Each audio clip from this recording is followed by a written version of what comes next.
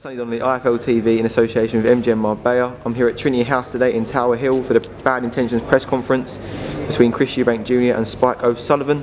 With me, I'm joined by Spike O'Sullivan's teammate, Frank BUGLIONI. Frank, fireworks. A little bit of fireworks. Most of the talking done by Pascal. Not many people see that one coming. What do you make of that? Well, I think Spike, he hit on a very good point.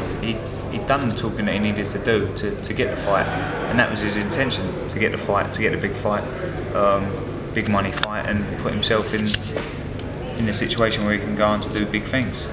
So he's done his talking. I mean, Chris Eubank, he kind of come back at him a little bit, but when Spike returned, he didn't have anything to say. So I think that's another battle one for Spike O'Sullivan. You were standing at the back clapping. I see you. Obviously, I'm excited for the fight, and I love Spike like a brother. So when he was saying the right things and they was the right points, obviously, of course, I'm going to support him. How can you see that fight going? Can you see it going the distance? I think Spike O'Sullivan's going to knock him out. I really do. Obviously, we all know Spike's got power, but I've never seen him in a situation that he's been in, and when he's got a big fight coming up. Chris, deal with one thing at a time, mate. You're going to get beat. But that was Chris Eubank Jr. saying that you're next.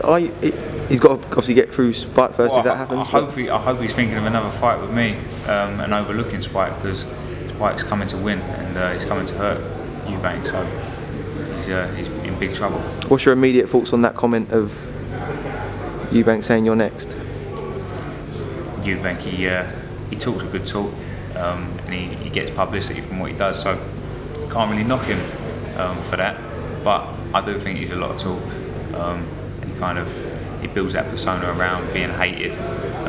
People that come and watch him to get beat, they're still buying tickets, so it's not bad business. Do you think he said that in a jokingly way then? Because if he does win this fight, or whoever wins this fight, fights for the WBA world title.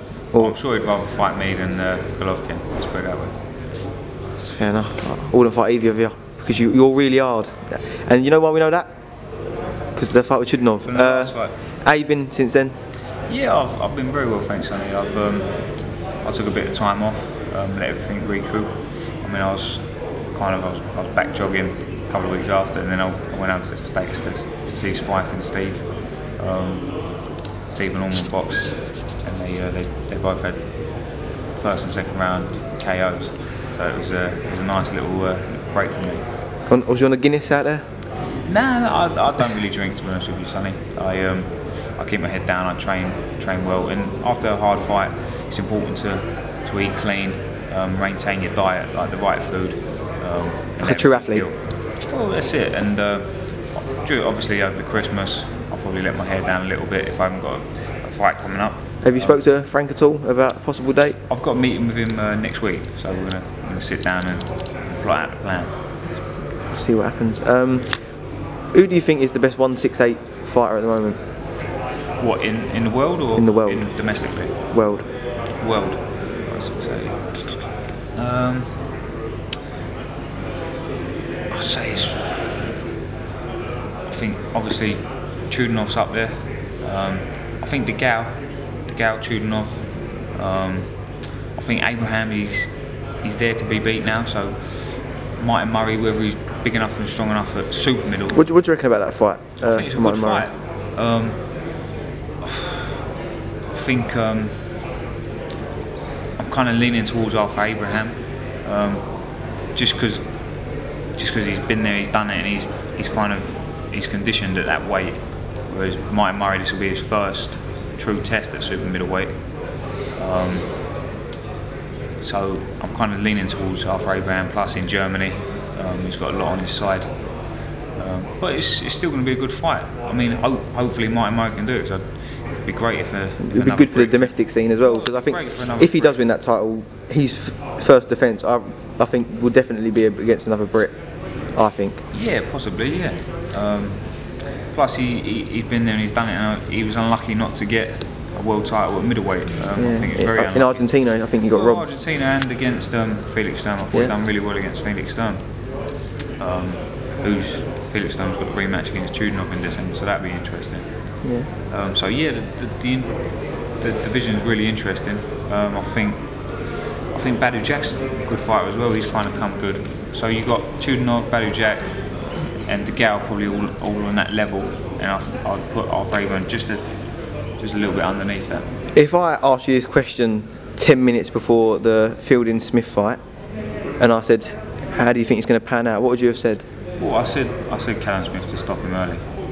I did say that to a couple of journalists, and that was my honest opinion. I think Rocky Fielding is not a bad fighter, but Callum Smith's, he's got the pedigree, and that experience from all his brothers being in the gym and being around them as professionals, it rubs off on you. Do you think the occasion got to Rocky? I mean, if it did, then boxing is not the right sport for him. So I don't think the occasion got to him. I think he got caught early, kind of opted to trade. There was no harm in doing. If he had one or two options, he would either hold, get his regain his consciousness, or try and throw back and hurt Callum Smith as he coming in, catch him as he coming in. But it didn't quite plan out for him. So yeah, Callum Smith is a good fighter, yeah, and I think he was a level above him. So it was always going to be a Callum Smith fight. Well, it's an exciting time for the domestic and world scene at 168 anyway. But I know you wanna. Are you back in Camp in Ireland, or are you over here? I'm over here for a little while. Probably head over to Ireland in the new year and knuckle down and lose some of that Christmas weight. Alright then, mate. Well, until then, enjoy your turkey, and I'm sure I'll catch up with you before your next fight. Alright? Cheers, mate. Thank you.